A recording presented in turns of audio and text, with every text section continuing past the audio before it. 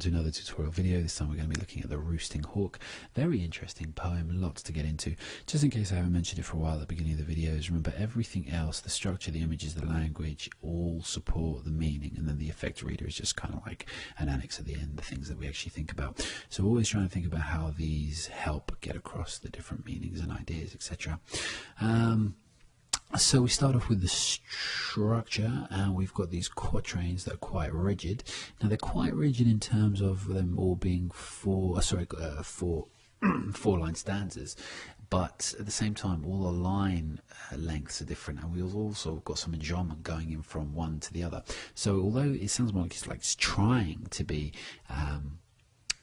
very rigid and well thought out and grandiose and powerful in that, but it hasn't executed it quite well. So that tells us obviously there's like an innate nature which can't quite do exactly what it wants to do, and that's quite interesting because it's trying to be rigid. Obviously a lot of the poem is very kind of arrogant and full of itself and selfish or self-assured and extremely confident, whichever way you want to take it, but in its actual movement from stanza to stanza, it's not as separate as the quatrains would have us think.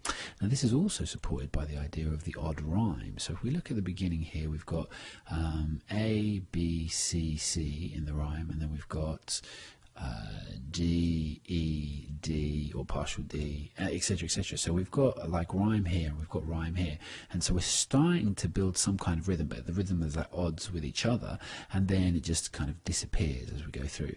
Now that's really interesting because it kind of points to an erratic nature. The bird, the hawk, can't actually conceive fully fledged rhyme here, so maybe it's not as in control as it thinks it is, and also maybe it's not as grand as it thinks it is. And again, I think that erratic nature is a secondary point, but I think it's still really an important point that, you know, it could be a really original and unique idea to angle to actually go for, if obviously you understand the idea. Because what I'm trying to get across, or what I think is coming across, is that the hawk ultimately sees itself as a grand creature, but through its actual actions and what it actually does and how it describes itself, it's not actually as assured. It comes across, and we'll discuss a little later, as just a little bit deluded, but we'll come to that, specifically just because of the limited capacity that it actually has to understand, but we'll come to a little more evidence of that in a bit. So we've got the enjambment as well in the structure, which is really interesting, which invites us to actually consider words that precede the breaks. So we've got the falsifying dream here, we've got the power of the sun's ray, and we've got obviously the idea of the creation and holding creation in my foot. So say, just for example, for the last one, obviously you can look at any of them, but so this one, now I hold creation in my foot, then that kind of just really lets us stop and consider the image where it holds the idea of all the world, not just the creation of the branch under its foot, but the whole world. It thinks itself so supreme and powerful, and it's all underfoot, or in its hand, obviously, because it's a hawk and it doesn't have a hand, it has wings, but it does have a foot, so to speak. And then we have the idea of, I wanted to pick out and discuss the roosts, because we've got a couple of meanings for that. So it's called the Roosting Hawk, and obviously it's the whole description here is he doesn't actually go anywhere in this, he's just sitting watching all of this and just telling us about what he daydreams about. So that's in his resting place, so we understand that the roost is resting place, and that's where he's comfortable to do that. But then on top of that, like the resting place is kind of could be referring to his place in life. That's where he's at rest, thinking like this, acting like this, thinking like this and thinking of acting like this, and that's part of his character. So the roosting there could also be referring to him being comfortable with that place in life, and that you can take that as a double meaning. So we move on then to meaning. So we've got the idea of nature, obviously, in terms of the hawk, in what it's actually doing. It's just kind of doing its what it's programmed to do. Is just following its inbuilt nature, etc. And we've got the idea of nature in terms of the tree and the sun, etc., etc., etc. So we get a lot of those kind of ideas coming through, and it's a place devoid of humans. So it's kind of very a natural nature, not a nature that we create with certain parks, or we sculpt, or etc., etc. And then we've got an idea in the actual nature that we refer to in terms of human nature. That means more in terms of our choices, or the way we, not necessarily our choices, the way we choose to do things, and they're results that are kind of innate within us. So perhaps it is the beating of other creatures and the destruction of other creatures and the conquering of other creatures and of our own race, etc. And we get that mainly for the idea of the allotment of death, and when anything we take in ideas, or in a primitive sense at least, man has an idea that we take it because it's all ours. Everything's just, up for grabs, etc. So you can look at it that way. Now here, obviously, I've pulled out the idea of war and conflict, obviously because the anthology's brief, or the title, is conflict. So really, when you're looking for the conflict here, the war element, or the war link, we could say, is that we can imagine the hawk like an army, taking over and having that much power and conquering, etc. And that works, except for, apparently, there's been several references I've read that Ted Hughes, the writer of this poem, actually said this wasn't about war or an oppressor or a dictator, etc., etc. It was just about nature at a given time. So although I've added it here because it's in this, the conflict we're probably looking for is more of an inner conflict. But again, the war, if it's going to be of relevance to you, the war comparison here can be made, and you can say, it's a reflection of human nature and human destruction of other creatures, etc. And it'd be perfectly justifiable. All right, so we move on to the next one. We've got the idea of the hawk being in its place, being in its trees within nature, and then obviously doing what naturally stems from that. So again, just following what it was made to do. And we've also got the idea of obviously there's a lot of arrogance. I should put that in here. Arrogance, but also of delusion, because we don't really know. We don't really know whether or not this is. Obviously, we know that the world isn't like this for them. We don't really have a time reference for Ted Hughes, and we don't really, even from an evolutionary sense as well, we couldn't really go back, far enough to know whether even hawks. I don't know whether hawks were actually around before humans inhabited the earth. So we presume this is happening at the same time that humans cohabit the earth, and so we know that the hawk isn't the most powerful. We know that the hawk the earth isn't facing upward, looking up at, waiting for the hawk's inspection. We know that it doesn't hold all of creation in its foot. All these things we know. So it kind of shows the arrogance of the hawk, thinking how great it is, but then obviously it's the delusion in there as well. And this harks back to the things I picked out at the beginning about the odd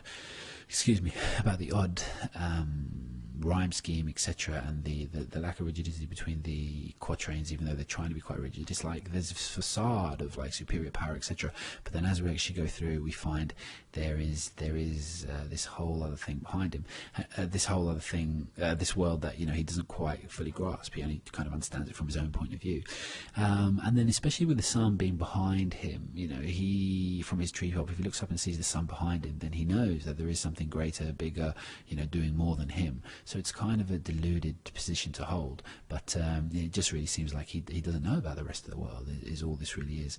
So, but then is that because that's again part of his nature? Is he limited to that, or is that just because this is one stupid bird? I would definitely go for the first one out of that. But again, there's they're all very different. Those obviously the second, the first and the third are the same, but the other three are actually quite different ideas. So try and look at them in terms of that. Which one's going to suit the analysis that you're writing best, but they're all there for you to add more notes to. So the images that we get then, we've got some excellent images in this one. As I just mentioned, we've got the earth looking up, and that kind of gives us the idea of its power. It looks down on the earth and thinks the earth's looking it up for inspection, wanting the hawk's approval, etc. There's this great earth that's underneath it, and again that touches upon the simplicity of the bird's understanding, and we can look at that way, but also of beauty. Just imagine looking down on it and seeing just the earth from the position of a hawk, obviously a lot closer than a plane and a lot less noisy with no screaming children. Looking at the second one then, we've got this violent image of the tearing heads off, and this is one of the things that a lot of people link to the conflict and the idea of war because of the violent imagery here, and obviously the conquering of of something else. So yeah, the tearing heads off is clearly a reference to destruction and to the power that it has, justifying some of its arrogance. Then we've got the idea of the sun as this eye behind him, kind of watching him, and then his eye, looking around, etc. And I think that's important because he sees like maybe the sun looking in on him, and then he looks around and thinks he's in control over the earth. And it's just kind of an interesting play of power. What's really got the power there? It's the sun. So this huge delusion. Without the sun, he can't see, and when the sun goes, to an extent, obviously Hawke's vision is brilliant, but without the sun, he doesn't have, as we would know, like a load of things, but he still thinks he's got this power, etc., etc. So again, it's the delusion coming through. And I also picked out the sun behind me for the idea of the different ways in which we can see the hawk with the sun behind him. So if the sun's behind him, if you can imagine that, and we look up and we see it, we see this shadow, which actually links to the death it brings. So it's kind of like the shadow of death in the sun. So as it would kind of move through, just before it kills something. We've also looked at the idea of its stealth, in that sometimes we might lose it, we won't be able to see it because obviously we'll squint, etc. Or creatures would squint looking up at it. And then obviously there's the idea of this, this black thing moving across a yellow ball. If that is the we want to extend that further, and it's the idea of the danger that comes, and obviously that's echoed because of the way it kills things, etc. So on to the language. Now it's very possessive. We've got lots of personal pronouns: I, my, me. Again, accessing or extenuating, should I say, the arrogance and the personal viewpoint that's actually coming through, and almost you could say too much so, because we've got 1, 2, 3, 4, 5, 6, 7, 8, 9, 10, 11. You see, there's a lot there, and so that in some way either shows a real simplicity of mind, but because it's one to only talk about oneself, and obviously you think you're so powerful. Even though I say all this, it's like that's the mentality, but the capability obviously is a lot stronger in terms of the use of language. But that is to do with the grandeur of the creature and how beautiful and graceful hawks are, and powerful obviously. So all those personal pronouns there that are actually being used are really important to emphasize its own power and its own idea of itself. Then, as I mentioned earlier, we've got hooked, which is a lovely word just to kind of show the aerodynamic. And obviously, a hook to us is obviously known, can be quite a sharp weapon, especially when used to pierce something or hold something up, like slabs of meat, etc. So we can see it as quite dangerous, and obviously that being repeated as well, that's really powerful, because it kind of shows that this whole creature is like designed to kill. It's not just like one part of it that it will use to kill. And then we've got the word creation, and I like this because got the whole of creation to produce my foot, and now I hold it. So very quickly in the idea of the kind of the hawk being some kind of evolutionary marvel, which it is, and then second of all, that now he kind of becomes superior than the evolutionary marvel, then the things that made him. So he kind of outgrows his station. So we kind of watch him grow, and then him outgrow what he grew from, which is just a really nice, using it twice just kind of sets up a really nice image for us. And also because my whole creation in my foot could be a reference to the fact that the hawks generally, when they're adults, don't really have any natural, well, the big ones anyway, don't have any natural predators.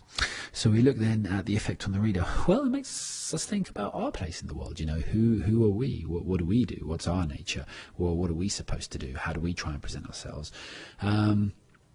It helps us think as well about why do we do what it is we do, and obviously this is more of an interesting reference to things like war, etc., and the actual developments, the steps that lead to war, and whether we get involved or whether we don't get involved, etc., and just generally why we do what we do is innate in our nature. This really interesting is this really done to death nature nurture debate, and the extensions that come from that. And then I think this, and this is it's not a cop-out one. I really do think this is like, when you looked at this and you think about it in the midst of this anthology, it is quite standout. It is quite surprising. So it's really got me thinking about the nature of poems. Obviously, looking at it from such a different point of view from that of a hawk. First of all, perhaps giving a voice to an animal, or voice to another object another creature or object isn't that surprising, but just the way that this can be taken in looking at so many different ways, whether you're going to compare it to war, or whether it's more about arrogance, or whether it's more about just the nature and things in their place in nature. I think that she just gets to think about the nature of poems and how brilliant it is to just get to analyse them and really just dissect them, and that is worth mentioning, because obviously, like life, there are so many facets and elements, etc., to actually look at, and I think that's one of the most powerful things about this poem. Hope that was useful.